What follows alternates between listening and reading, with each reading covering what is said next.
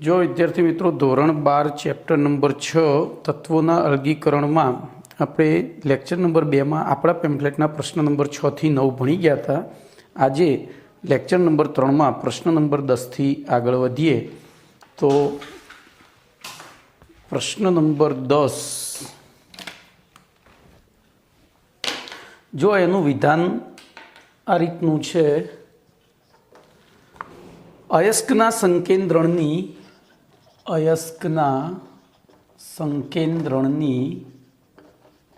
હવે અયસ્ક એટલે કાચી ધાતુ ખબર છે ને, નિક્ષાલન પદ્ધતિ સમજાવો।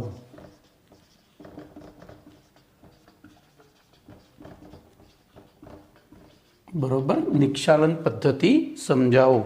तो जो मैं पहला ज कहूँ तो आ पाठ में 80% गोखवानुं 20% समझवानुं, तो आ बधी पद्धतिओ तमारी याद ज राखवी पड़े। तो जोईए सौथी पहला एनुं टाइटल आपी एनो परिचय आपी दीए। तो जो धातुनो कोई अयस्क योग्य द्रावक में द्राव्य होय, जो धातुनो कोई अयस्क योग्य द्रावक में द्राव्य होय, बराबर, तो तेवा अयस्कनु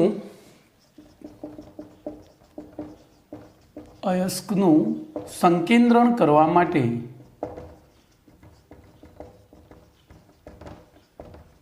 एवा अयस्कनु संकेन्द्रण करवा माटे निक्षालन पद्धति उपयोगी छे। निक्षालन पद्धति उपयोगी छे। आ बाबत नीचेना उदाहरण द्वारा समझावी शकाय छे। बोलो, पहलो तो परिचय शुं? तो निक्षालन पद्धति केवी रीते आपणे, तो धातुनो अयस्क जे छे ए अयस्क कोई एक द्रावक में द्राव्य होय, एनी अंदरनी गेंग नहीं, अथवा गेंग द्राव्य होय अने अयस्क नहीं, पण मोटा भागे आपणे अयस्क द्राव्य होय एवी पद्धति पसंद करीए छीए। हवे तो बॉक्साइट मांथी आपणे उदाहरण लईशुं। बॉक्साइट मांथी एल्युमिनानुं निक्षालन, बराबर, बॉक्साइट मांथी एल्युमिनानुं निक्षालन। तो जोईए बॉक्साइट ए एल्युमिनियम नी मुख्य अयस्क छे। तो बॉक्साइट ए एल्युमिनियम नी मुख्य काची धातु अथवा तो अयस्क छे, बराबर। अने तेमां मुख्यत्वे SiO2 एटले के माटी, पछी आयर्न ऑक्साइड,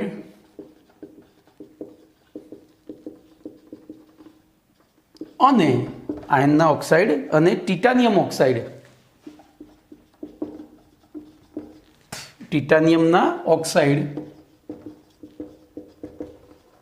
TiO2, बराबर, अशुद्धि तरीके हाजर होय छे।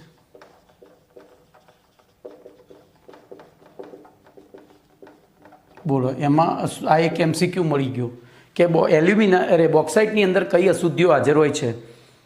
तो SiO2, iron oxide, titanium oxide, बराबर। हवे आ पद्धतिमां एटले के बॉक्साइटमांथी एल्युमिनियमना निक्षालननी आ पद्धतिमां झीणा पाउडर स्वरूप अयस्क ने 473 थी 523 केल्विन एटले के बोलो 200 थी, बराबर, 250 अंश सेल्सियस। हूँ सेल्सियस में एटले माटे याद राखवानुं कहीश के इजी पड़शे। जो 273 एटले 100 अंश सेल्सियस, 0 अंश सेल्सियस, 273 में 100 उमेर्या એટલે 200 थया અને એમાં 50 ઉમેર્યા એટલે 250 થયા। અને 35 થી 36 બાર દબાણે અને 35 થી 36 બાર દબાણે 6 થી 8% સાંદ્રતા ધરાવતા NaOH ના દ્રાવણ સાથે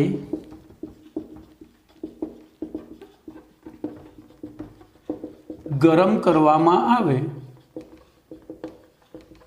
જો આપણે જે બોક્સાઇટનો ઝીણો પાવડર સ્વરૂપ અયસ્ક લીધો તો એને 473 થી 523 એટલે કે 200 થી 250 અંશ સેલ્સિયસ તાપમાને 35 થી 36 બાર દબાણે 6 થી 8% જલીય દ્રાવણ સાંદ્રતા ધરાવતા NaOH ના દ્રાવણ સાથે ગરમ કરવામાં આવે.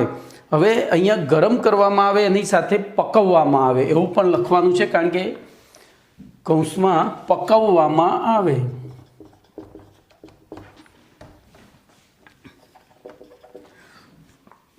બરોબર. ત્યારે શું થાય છે? ત્યારે બોક્સાઇટ અયસ્કમાં હાજર બોક્સાઇટ અયસ્કમાં અશુદ્ધિ સ્વરૂપે હાજર SiO2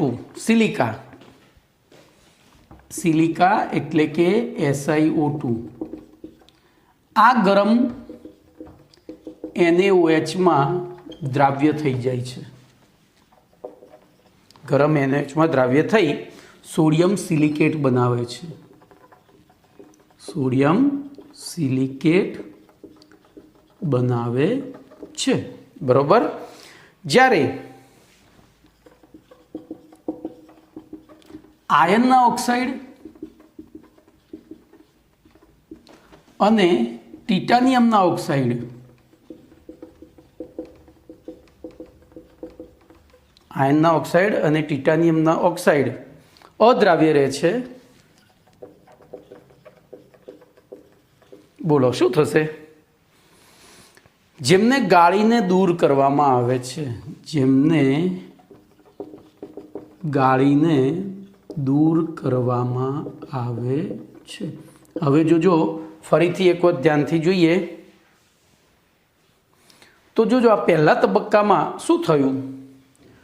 તો ઝીણા પાવડર સ્વરૂપ અયસ્ક એટલે કે બોક્સાઇટને આપણે 473 થી 523 કેલ્વિન તાપમાને અને 35 થી 36 બાર દબાણે 6 થી 8% સાંદ્રતા ધરાવતા NaOHના દ્રાવણ સાથે ગરમ કર્યું. ત્યારે બોક્સાઇટ આયર્નમાં અશુદ્ધિ સ્વરૂપે હાજર સિલિકા એમાં ઓગળી સોડિયમ સિલિકેટ બનાવે અને આયર્નના ઓક્સાઇડ અને ટિટાનિયમ ઓક્સાઇડ અદ્રાવ્ય સ્વરૂપે એમને ગાળીને દૂર કરવામાં આવે છે. અહીં જોજો એકલું સિલિકેટ નથી અંદર ઓગળ્યું. અહીં ઉભય ગુણધર્મ ધરાવતું ઉભય ગુણધર્મી Al2O3 બેઝિક સ્વભાવ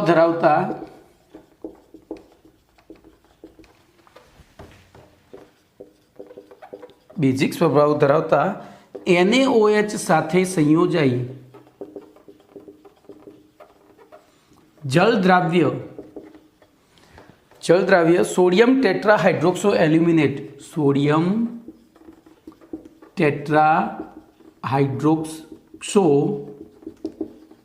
એલ્યુમિનેટ 3 બરોબર, અથવા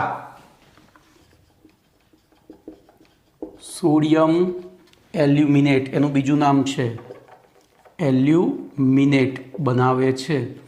તો ધ્યાન રાખજો અહીંયા આપણે પ્રક્રિયા લખીશું Al2O3 plus 2NaOH plus 3H2O gives 2NaAlOH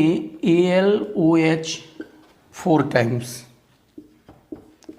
aqueous. એટલે જો આ પહેલો તબક્કો સમજો.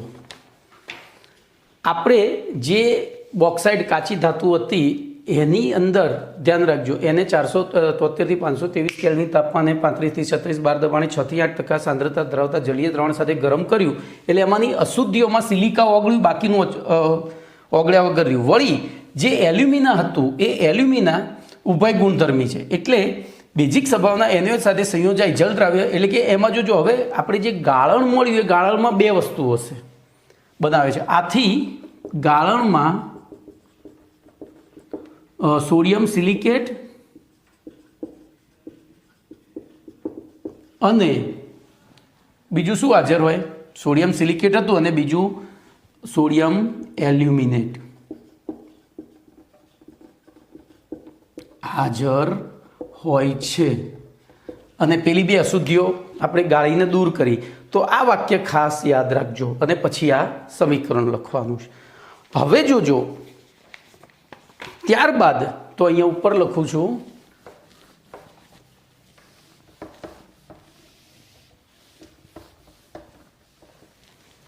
તો ત્યારબાદ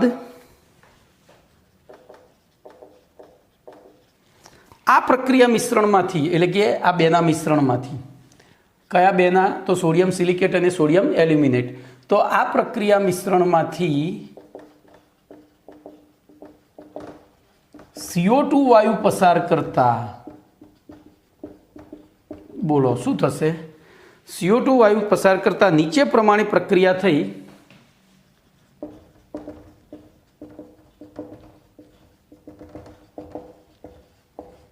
Al2O3 નું અવક્ષેપન થાય છે. એટલે કે એના અવક્ષેપ છૂટા પડે છે અને વધારાનું લખું છું સોડિયમ સિલિકેટ દ્રાવ્ય રહે છે. બરોબર, સોડિયમ સિલિકેટ. તો જોજો ત્યાં શું પ્રક્રિયા થાય છે, એટલે કે બાકીની અશુદ્ધિ તો કઈ રીતે? સોડિયમ સિલિકેટ એ દ્રાવ્ય રહે છે. પછી તો અહીંયા ધ્યાન રાખજો, 2NaLOH 4 ટાઈમ્સ એની અંદર 2CO2 પસાર કર્યા એટલે આપણને Al2O3 ઇન્ટુ XH2O વત્તા 2NaHCO3 આ એક્વિયસ. તો આ દ્રાવ્ય રહે છે અને સોડિયમ સિલિકેટ અને સોડિયમ બાયકાર્બોનેટ બે રાખીએ.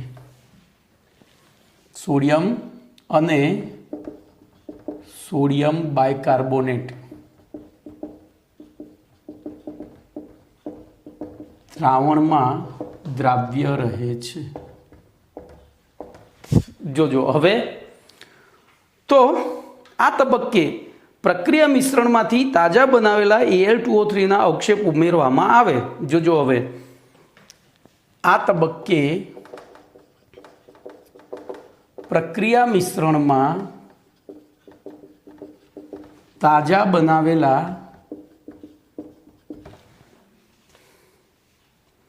Al2O3 ના અવક્ષેપ ઉમેરવામાં આવે તો શું થશે? બોલો, ચલો ધ્યાનથી વિચારો. આ તો હવે આ તો આની જરૂર નથી. બોલો, ધ્યાનથી વિચારો શું થશે?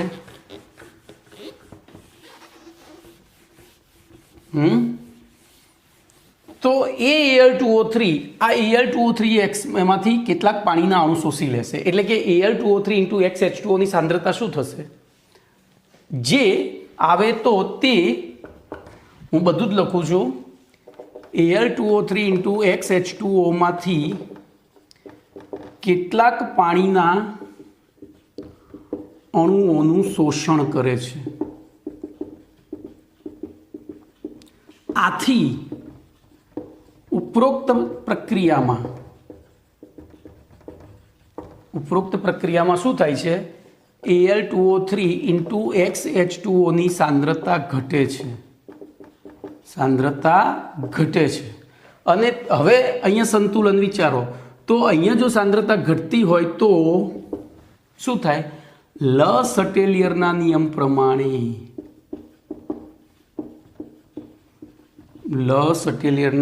પ્રમાણે હવે શું થશે? તો Al2O3 ઇન્ટુ XH2O ની સાંદ્રતા વધવા માટે પુરોગામી પ્રક્રિયાનો વેગ વધે છે. આથી Al2O3 ઇન્ટુ XH2O નું ઉત્પાદન વધે છે. હવે ભાઈ જોજો, આ મેં તમને સત્ય વસ્તુ કહી. ચોપડીમાં કદાચ ખોટું આપ્યું છે. ખોટું એટલે હવે એ એવું કહે છે કે Al2O3 ના અવક્ષેપણને પ્રેરિત કરે છે પ્રતિ લ સટેલિયરના નિયમ પ્રમાણે. બરોબર. તો આપણે પ્રતિ સટેલિયનનો નિયમ ચોપડીમાં નથી આપ્યો, મારે વાંચવામાં આવેલી બુકમાં છે, પણ એ પણ ખોટું છે, આપણી ચોપડી સાચી છે. એટલે તમારે આ રીતે લખવાનું છે કે તાજા બનાવેલા Al2O3ના અવક્ષેપ ઉમેરવામાં આવે તો તે દ્રાવણમાં હાજર Al2O3 ઇન્ટુ XH2O માંથી કેટલાક પાણીના અણુનું શોષણ કરે છે. આથી ઉપરોક્ત પ્રક્રિયામાં Al2O3 ઇન્ટુ XH2Oની સાંદ્રતા ઘટે છે. તેથી સટેલિયનના નિયમ પ્રમાણે Al2O3 ઇન્ટુ XH2Oની સાંદ્રતા વધવા માટે પૂર્વગામી પ્રક્રિયાનો વેગ વધે છે. આથી Al2O3 ઇન્ટુ XH2Oનું ઉત્પાદન વધે છે. બોલો કમ્પ્લીટ. હવે ઉપરોક્ત પ્રક્રિયા મિશ્રણમાં જો મેં પહેલાં જ કહ્યું છે કે શું દ્રાવ્ય રહેશે, સોડિયમ સિલિકેટ અને સોડિયમ બાયકાર્બોનેટ દ્રાવ્ય રહે છે. તો ઉપરોક્ત પ્રક્રિયા મિશ્રણમાં સોડિયમ સિલિકેટ અને સોડિયમ બાયકાર્બોનેટ બોલો શું થાય છે? દ્રાવ્ય રહે છે. આથી આ પ્રક્રિયા મિશ્રણને ગાળી લેતા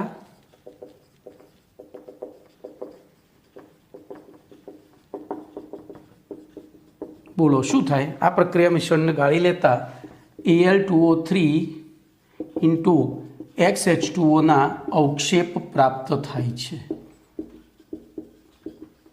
બરોબર, એના અવક્ષેપ પ્રાપ્ત થાય છે, જેમને 1470 કેલ્વિન તાપમાને ગરમ કરતા તેમાંનું સ્ફટિક જળ એટલે XH2O દૂર થઈને શુદ્ધ Al2O3 પ્રાપ્ત થાય છે. તો અહીંયા આપણે પછી સમીકરણ પાછું લખવું પડે. Al2O3 ઇન્ટુ XH2O, અહીંયા 1470 કેલ્વિન, તો Al2O3 સોલિડ વત્તા XH2O ગેસ, આ લખવું પડે. બરોબર. તો અહીંયા તમને આ એલ્યુમિનિયમના સંકેન્દ્રણની નિક્ષાલન પદ્ધતિ પૂરી થઈ. હવે આપણે આગળ જોઈશું બીજી. ખબર પડી? આખી પદ્ધતિ હું ફરીથી રિપીટ કરું છું, ધ્યાન રાખજો. બોલો એલ્યુમિનિયમમાં શેની અશુદ્ધિઓ હોય? તો સિલિકા એટલે કે SiO2, આયર્ન ઓક્સાઇડ અને ટિટાનિયમ ઓક્સાઇડ. બરોબર.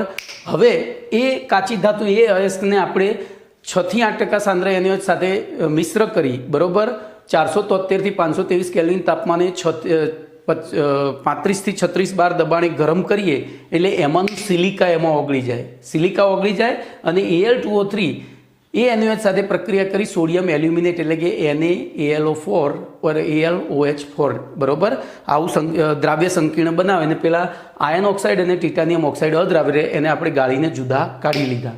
હવે એ પ્રક્રિયા મિશ્રણમાં CO2 વાયુ પસાર કરીએ તો Al2O3નું અવક્ષેપન થાય, કારણ કે એમાંથી Al2O3 ઇન્ટુ XH2O બને અને NaHCO3 બને અને પેલું સોડિયમ સિલિકેટ એમના એમ રહેતું હોય.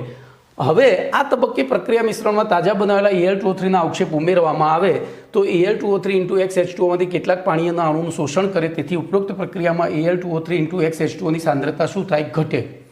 અને તેથી સટેલિયનના નિયમ પ્રમાણે Al2O3 ઇન્ટુ XH2O સાંદ્રતા વધવા માટે પુરોગામી પ્રક્રિયાનો વેગ વધે છે. આથી Al2O3 ઇન્ટુ XH2Oનું ઉત્પાદન વધે છે. હવે આ પ્રક્રિયા મિશ્રણમાં સોડિયમ સિલિકેટ અને સોડિયમ બાયકાર્બોનેટ દ્રાવ્ય હોય, આથી ગાળી લઈએ તો આપણને Al2O3 ઇન્ટુ XH2Oના અવક્ષેપ પ્રાપ્ત થાય, જેને 1470 કેલ્વિન તાપમાને ગરમ કરીએ એટલે એમાંનું સ્ફટિક જળ દૂર થઈ અને આપણને શુદ્ધ એલ્યુમિનાના સ્ફટિકો પ્રાપ્ત થાય છે. ઓકે. હવે ધ્યાન રાખજો, આ એલ્યુમિનિયમની વાત હતી. હવે વાત કરીશું ગોલ્ડ અને સિલ્વરના નિષ્કર્ષણની. એ પણ આ જ રીતે થાય છે, પણ એમાં પદ્ધતિ જુદી છે. આપણે શરૂઆતમાં ભણી ગયા છીએ કે ધાતુ કર્મ વિધિ એ ખનિજના પ્રકાર, તેમાં રહેલા ધાતુના સંયોજનના પ્રકાર, ધાતુના પ્રકાર વગેરે ઉપર આધાર રાખે છે. તો હવે જોઈશું તો ગોલ્ડ અને સિલ્વરની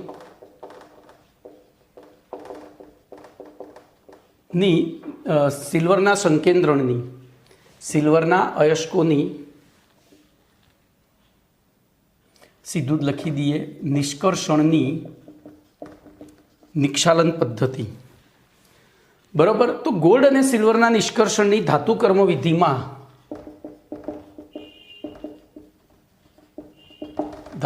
વિધિમાં અશુદ્ધ સોના અને અશુદ્ધ સિલ્વર ની NaCN અથવા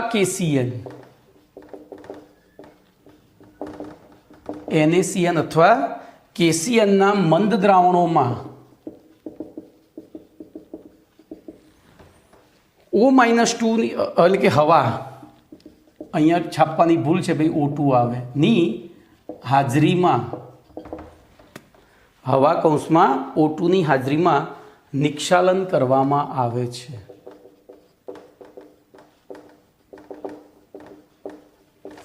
બરોબર. આ પ્રક્રિયામાં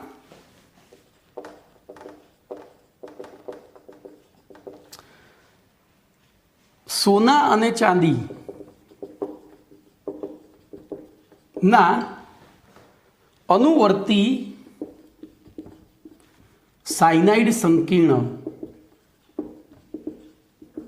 સંયોજનો પ્રાપ્ત થાય છે. બરોબર. સંયોજનો પ્રાપ્ત થાય છે જેની ઝીંક ધાતુ સાથે પ્રક્રિયા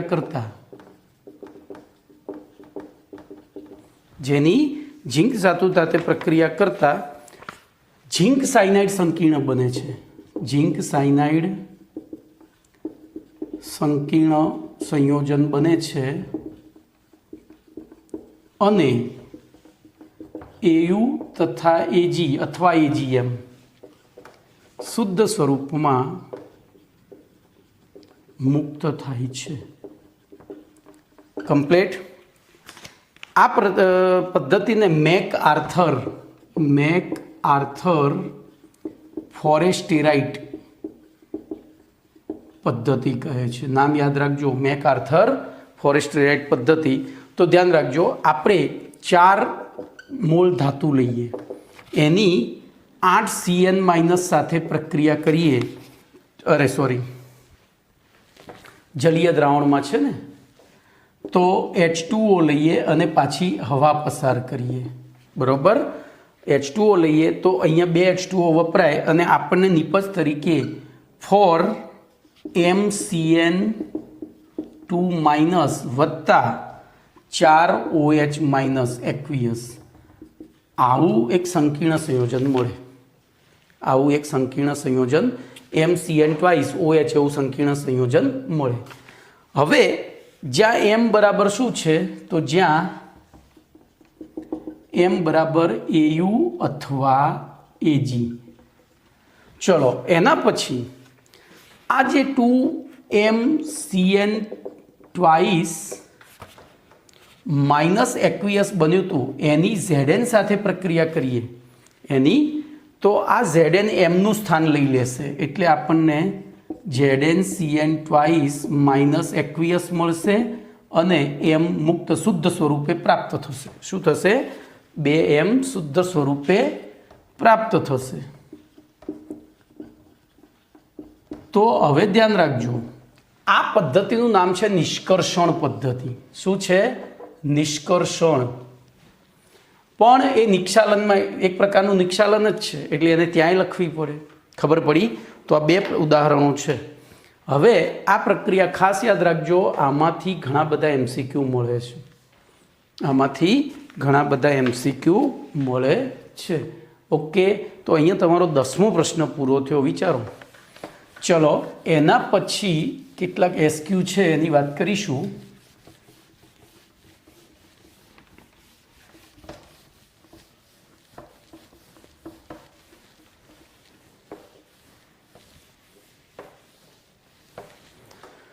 તો જોઈએ, પહેલો SQ છે, કયા અયસ્કનું ચુંબકીય અલગીકરણ દ્વારા સંકેન્દ્રણ કરી શકાય છે? બોલો.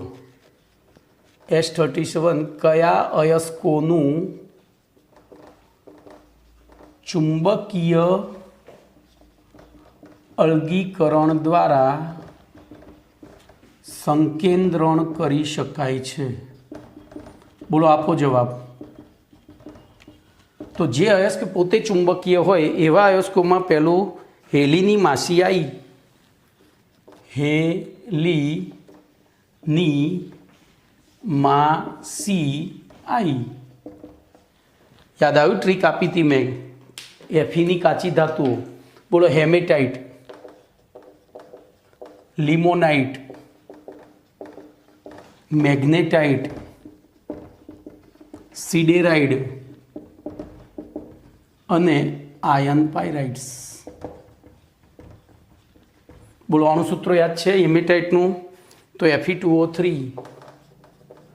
લિમોનાઇટનું બોલો, એમાં લિમોનાઇટ આમાં નથી લેવાનું, હે માસી આઈ એટલું જ લખવાનું છે. સોરી, અહીંયા આયન પાયરાઇટ્સ. આપણે હે માસી આપ એવું ટ્રીક અહીંયા એટલી જ લખવાની છે, આખી નહીં લખવાની. બરાબર?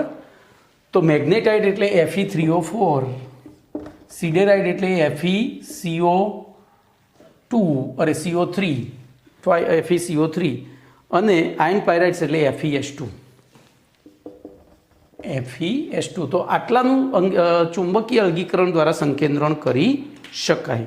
ચલો એના પછી S38 છે. એલ્યુમિનિયમના નિષ્કાશનની નિક્ષાલન પદ્ધતિની અગત્યતા જણાવો. એલ્યુમિનિયમના નિષ્કર્ષણમાં નિક્ષાલન પદ્ધતિની અગત્યતા જણાવો. તો બોલો આ પદ્ધતિની અગત્યતા શું? આપણે આગળ જ ભણી ગયા. એમાં બાકીનું બધું દ્રાવ્ય રહે છે, આપણને Al2O3ના શુદ્ધ અવક્ષેપ પ્રાપ્ત થાય છે. તો આ પદ્ધતિથી શુદ્ધ એલ્યુમિનિયમના નિષ્કર્ષણમાં શુદ્ધ એલ્યુમિનિયમ નહીં હો, એલ્યુમિના એટલે કે Al2O3 પ્રાપ્ત થાય છે. આ બાબત એનું મહત્વ છે. ચલો એના પછી પ્રશ્ન નંબર 11. એના પછી પ્રશ્ન નંબર 11 લખીએ. તો પ્રશ્ન નંબર 11નું વિધાન આ રીતનું છે. સંકેન્દ્રિત અયસ્કમાંથી જોજો, હવે સંકેન્દ્રણ પૂરું થઈ ગયું, હવે આપણને સંકેન્દ્રિત અયસ્ક પ્રાપ્ત થયા. તો સંકેન્દ્રિત અયસ્કમાંથી અશુદ્ધ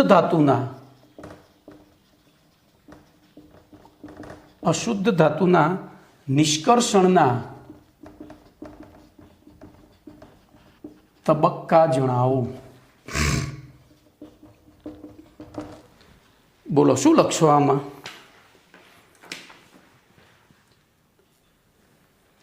તો જો હવે આપણે જે કુદરતમાંથી કાચી ધાતુ મળી હતી એ કાચી ધાતુમાંથી ગેંગ દૂર કરી એટલે આપણને સંકેન્દ્રિત અયસ્ક પ્રાપ્ત થઈ. હવે એમાંથી અશુદ્ધ ધાતુ મેળવવાની છે. બોલો એ અશુદ્ધ ધાતુ મેળવવા માટેના તબક્કાઓ. તો એમાં સૌથી પહેલા અયસ્કનું સંકેન્દ્રણ કર્યા પછી, બોલો અયસ્કનું સંકેન્દ્રણ કર્યા પછી તેમાંથી ધાતુનું સરળતાથી રિડક્શન કરી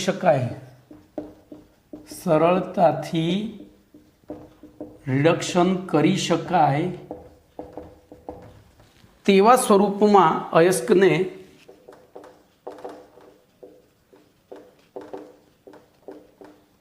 ફેરવવો જરૂરી છે. જોજો આપણને અયસ્ક મેં કહ્યું તો એમ કાર્બોનેટ, હાઇડ્રોક્સાઇડ, ઓક્સાઇડ, સલ્ફાઇડ બરોબર વગેરે સ્વરૂપે મળે છે. પણ એમાંથી એ સંકેન્દ્રિત અયસ્ક એટલે એ જે 4 સ્વરૂપો છે એમાંથી બધી કચરો દૂર કર્યા પછી જે અયસ્ક આપણને સંકેન્દ્રિત અયસ્ક મળ્યું એને સરળતાથી રિડક્શન કરી એમાંથી ધાતુ મેળવી શકાય એવા સ્વરૂપમાં ફેરવવો જરૂરી છે. હવે સામાન્ય રીતે ધાતુના ઓક્સાઇડ અયસ્કમાંથી ધાતુનું સરળતાથી રિડક્શન કરી શકાય છે. બોલો, રિડક્શન કરી શકાય છે. તો હવે શું કરવું જોઈએ આપણે? બોલો, આથી ધાતુના સલ્ફેટ, કાર્બોનેટ, બરોબર, પછી બીજા કયા રહી ગયા? સલ્ફાઇડ વગેરે અયસ્કોને, વગેરે પ્રકારના અયસ્કોને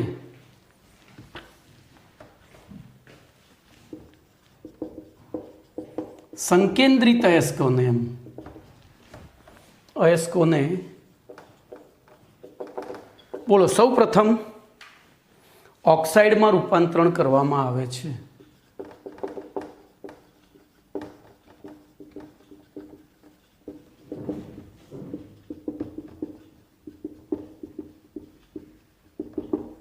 સૌ પ્રથમ ઓક્સાઇડમાં રૂપાંતરિત કરવામાં આવે છે અને ત્યારબાદ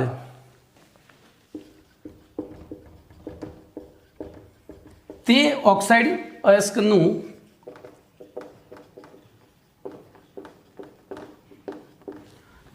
અયસ્કનું શું કરવામાં આવે? બોલો, રિડક્શન કરી,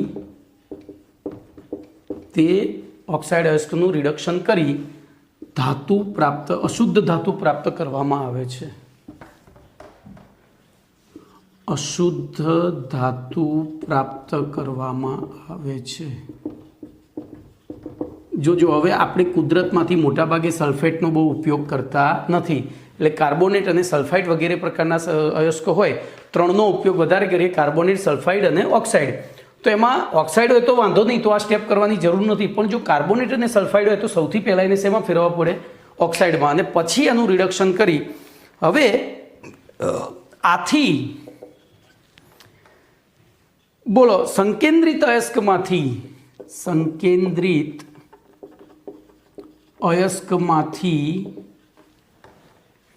અશુદ્ધ ધાતુનું નિષ્કર્ષણ નીચે પ્રમાણે બે તબક્કામાં કરવામાં આવે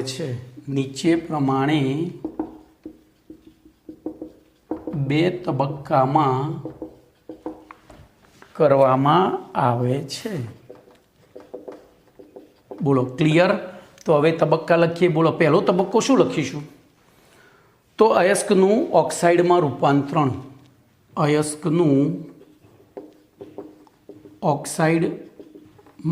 રૂપાંતરણ, અને બીજું તો ઓક્સાઇડ અયસ્કનું ના રિડક્શન દ્વારા અશુદ્ધ ધાતુની પ્રાપ્તિ. બરોબર? તો અહીંયા તમારો આ પ્રશ્ન પૂરો થઈ ગયો. અને બીજા મુદ્દામાં આ રીતે પણ લખી શકાય કે ઓક્સાઇડનું ધાતુમાં રિડક્શન. તો ધ્યાન રાખજો, આપણે ક્રમ વાઇઝ ફરીથી આખા પાઠને અત્યાર સુધી ભણ્યા અને રિવિઝન કરીએ તો કોઈ ખાણમાંથી આપણે જે કાઢ્યા છે સંયોજનો, એને કહેવાય ખનિજ. હવે જુદી જુદી ધાતુના ઘણા બધા ખનિજો મળતા હોય, પણ એ ખનિજમાંથી બધામાંથી આપણે ધાતુ મેળવતા નથી, કારણ કે કેમિસ્ટ્રીના મુખ્ય હેતુ છે ઓછા સમયમાં ઓછા ખર્ચે વધુ ઉત્પાદન.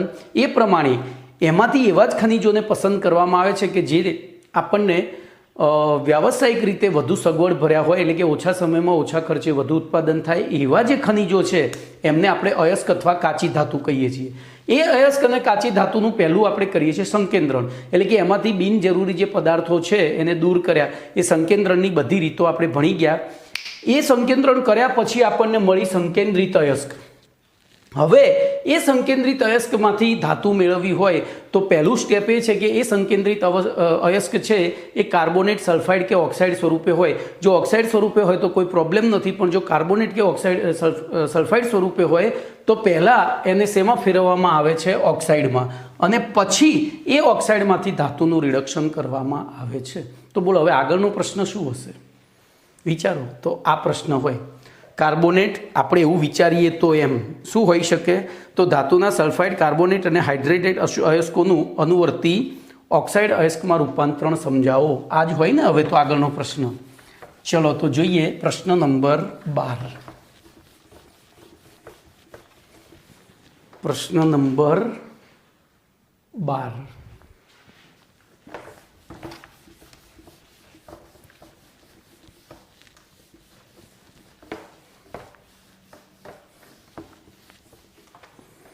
તો પ્રશ્ન નંબર 12નું વિધાન છે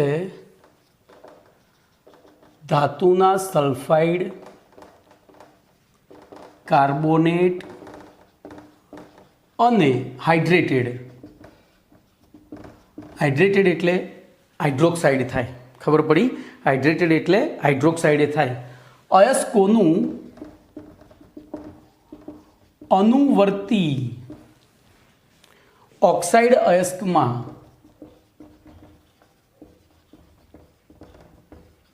રૂપાંતર સમજાવો. બોલો શું કરીશું? તો ફરી પાછી એક નવી વસ્તુ આવી એટલે આપણે આને યાદ રાખવી પડે. તો જોઈએ નીચે પ્રમાણે. તો પહેલું આના જ વસ્તુ છે એ લખી નાખવાની. ધાતુના સલ્ફાઇડ, કાર્બોનેટ અને હાઇડ્રેટેડ અયસ્કોનું અનુવર્તી ઓક્સાઇડમાં નીચેની રીતો પ્રમાણે અથવા તો અયસ્કમાં રૂપાંતરણ કરવાની રીતો નીચે પ્રમાણે છે. લખી દઉં તો ધાતુના સલ્ફાઇડ, કાર્બોનેટ અને હાઇડ્રેટેડ અયસ્કોનું અનુવર્તી ઓક્સાઇડમાં રૂપાંતરણ કરવાની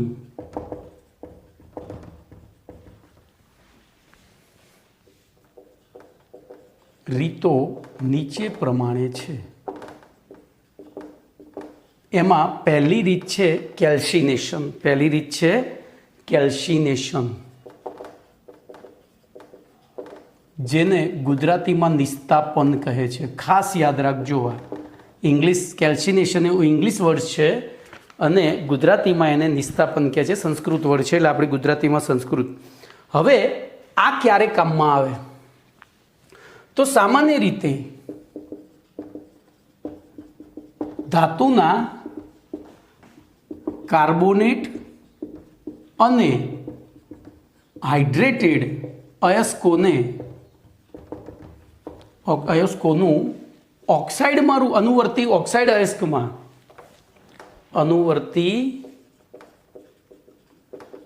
ઓક્સાઇડ અયસ્કમાં રૂપાંતર કરવા કેલ્સિનેશન અથવા નિસ્તાપન પદ્ધતિનો ઉપયોગ કરવામાં આવે છે.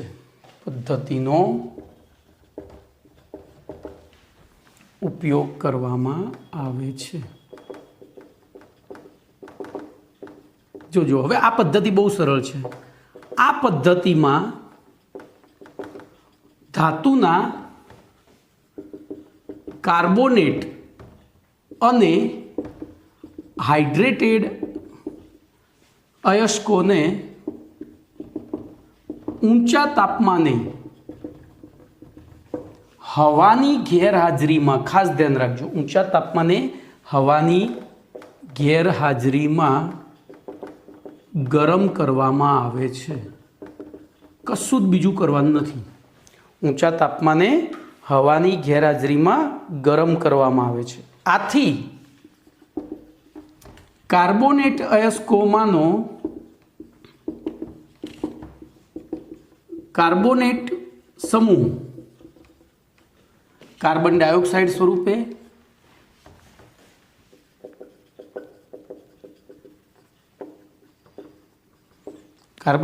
વાયુ સ્વરૂપે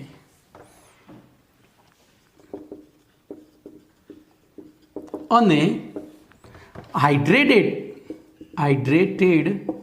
અયસ્કોમાંથી પાણી, હાઇડ્રેટેડ એટલે પાણી જોડાયેલું હોય એવા પાણી વરાળ સ્વરૂપે દૂર થાય છે અને અથવા તો આથી ધાતુનો અનુવર્તી ઓક્સાઇડ અયસ્ક પ્રાપ્ત થાય છે. ધાતુનો અનુવર્તી ઓક્સાઇડ અયસ્ક પ્રાપ્ત થાય છે. દાખલા તરીકે બોલો Fe2O3 ઇન્ટુ XH2O છે. ધારો કે Fe2O3 ઇન્ટુ XH2O છે. બોલો એને ગરમ કરીએ તો શું થાય? Fe2O3 સોલિડ વત્તા XH2O ગેસ. આ ગેસ ઉડી ગયો. અહીંયા સોલિડમાં અંદર સ્ફટિક જળ સ્વરૂપે હતું. એવી રીતે હું બીજું ઉદાહરણ લઉં, ZnCO3, એને પણ આ ઘન અવસ્થામાં હતો. ગરમ કર્યો એટલે ઝેણિયો અને CO2 ગેસ. તો આ થઈ કેલ્સિનેશન અથવા તો નિસ્તાપન પદ્ધતિ. બરોબર. ત્રીજું ઉદાહરણ લઈએ, CaCO3 ઇન્ટુ MgCO3 સોલિડ. બોલો CaCO3 ઇન્ટુ, તો એમાં પણ શું થશે? CaO સોલિડ વત્તા MgO સોલિડ વત્તા 2CO2 ગેસ એ હવામાં ઉડી જશે. તો આ થઈ તમારી ધાતુના કાર્બોનેટ અથવા તો હાઇડ્રેટેડ અયસ્કોને અનુવર્તી ઓક્સાઇડમાં રૂપાંતરણ કરવાની કેલ્સિનેશન અથવા નિસ્તાપન પદ્ધતિ. હવે બીજી પદ્ધતિ છે ભુંજન પદ્ધતિ. તો આપણે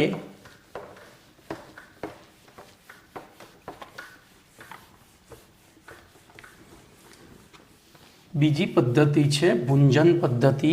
તો એને જોઈએ.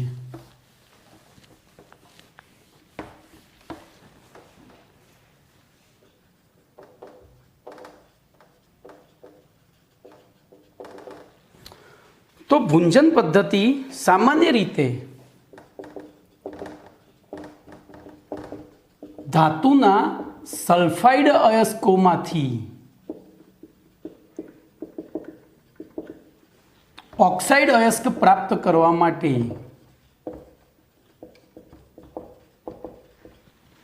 સલ્ફાઇડ અયસ્કમાંથી ઓક્સાઇડ અયસ્ક પ્રાપ્ત કરવા માટે ભુંજન પદ્ધતિનો ઉપયોગ કરવામાં આવે છે. ભુંજન પદ્ધતિનો ઉપયોગ કરવામાં આવે છે. આ પદ્ધતિમાં ધાતુના સલ્ફાઇડયુક્ત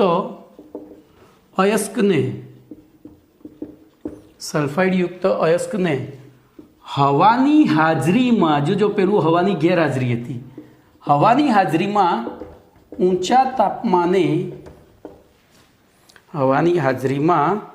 ઊંચા તાપમાને એટલે કે ધ્યાન રાખજો કેટલું ઊંચું તાપમાન, તો અયસ્કને અહીંયા હું બધું ચોપડી પ્રમાણે જ લખું ને, પૂરતા પ્રમાણમાં હવાની હાજરીમાં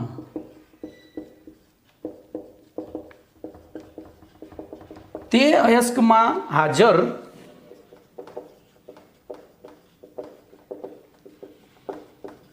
ધાતુ તત્વના ગલનબિંદુ કરતાં નીચા તાપમાને, આમ ઊંચું ખરું પણ એના ગલનબિંદુ કરતાં નીચા તાપમાને બોલો યોગ્ય ભઠ્ઠીમાં ગરમ કરવામાં આવે છે. અહીંયા જોજો પાછું યોગ્ય ભઠ્ઠી વાપરવી પડશે.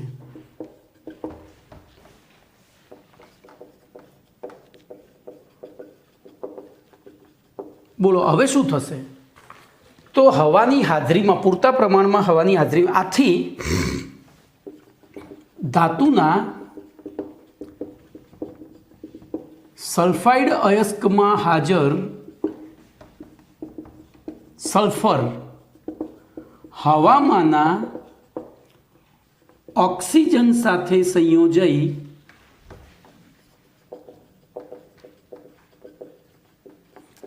SO2 વાયુ બનાવે છે, જે દૂર થાય છે, એટલે વાયુ હોય એટલે ઉડી જાય. આથી અનુવર્તી ધાતુના ઓક્સાઇડ અયસ્ક પ્રાપ્ત થાય છે.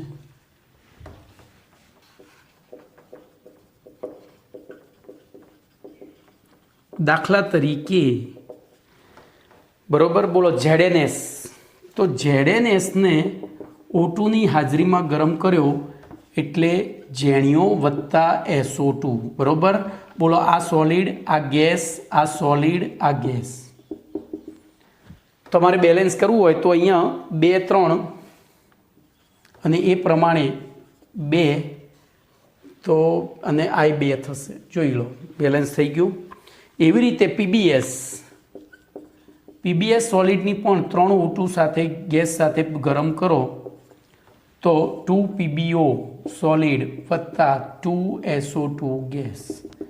એવી રીતે Cu2S કોપર ગ્લાન્સ એને પણ O2 સાથે ગરમ કરો તો Cu2O જો અહીંયા Cu2O જ મળશે અને અહીંયા 3 આ 2 અને 2 SO2 દૂર થશે. બોલો કમ્પ્લીટ. તો આ થઈ તમારી ભુંજન પદ્ધતિ. હવે જોજો અહીંયા ખાસ કોપરના જ્યારે આ 2 તો થઈ જશે, ઝીંક અને લેડ છે એમના ગલનબિંદુ કોપર કરતાં ઘણા નીચા છે. ઝીંક અને લેડ છે એના ગલનબિંદુ કોપરની કમ્પેરમાં ઘણા નીચા છે. તો આનું ગલનબિંદુથી નીચા તાપમાને એટલે કે ગલનબિંદુ ઊંચું હોય તો આપણે આ પ્રયોગ ખૂબ જ ઊંચા તાપમાને કરવો પડે અને તેના માટે ખાસ પ્રકારની ભઠ્ઠી વાપરવામાં આવે છે. તો જોઈએ હવે એ કોપરનું પેલું સમજાવી દઉં જે પાછળ ફરી આવે જ છે એટલે બહુ ટેન્શન નહીં, ફરીથી એ ભણવામાં આવશે પણ એ વખતે આપણે થોડું ઝડપથી ચાલશે જો અત્યારથી શીખેલા હશું તો આ પદ્ધતિમાં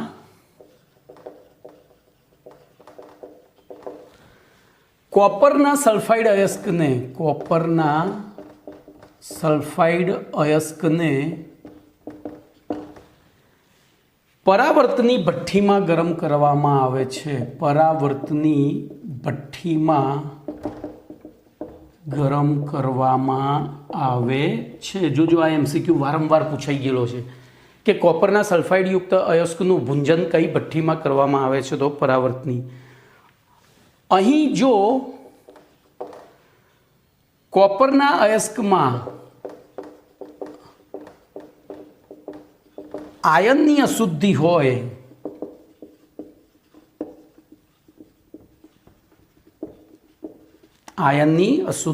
હોય તો તેને પરાવર્તની ભઠ્ઠીમાં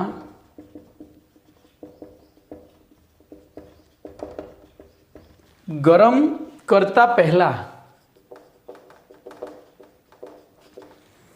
સિલિકા એટલે કે SiO2 સાથે મિશ્ર કરવામાં આવે છે. બરોબર. આથી અયસ્કમાંનું આયન સિલિકા સાથે સંયોજાઈ આયન સિલિકેટ, બરોબર, જેનું અણુસૂત્ર થાય છે FeSiO3. સ્લેગ, આને સ્લેગ પણ કહે છે, બનાવે છે, જે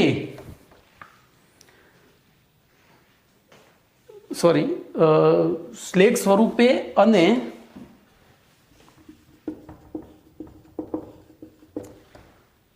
કોપર Cu2S અને થોડા પ્રમાણમાં FeSના, અહીંયા લખજો થોડા પ્રમાણમાં FeSના મિશ્રણ સ્વરૂપે મુક્ત થાય છે. આ મિશ્રણને મેટ્ટે કહે છે. શું કહે છે? મેટ્ટે કહે છે. અહીં આયન સિલિકેટ એટલે કે FeSiO3ની ઘનતા ઓછી હોવાથી તે પ્રક્રિયા મિશ્રણ ઉપર તરતું હોય છે, જેને દૂર કરવાથી બોલો શું થાય? Cu2s પ્લસ FeSનું મિશ્રણ પ્રાપ્ત થાય છે. બરોબર, અહીંયા મારી ભૂલ હતી, કોપરના Cu2s બરોબર જ છે. હવે અહીંયા જોજો, બીજી એક નોંધ લખવાની છે કે સલ્ફાઇડ યુક્ત અયસ્કોના ભૂંજન દરમિયાન પ્રાપ્ત થતો SO2 વાયુ H2SO4ના ઉત્પાદનમાં વાપરવામાં આવે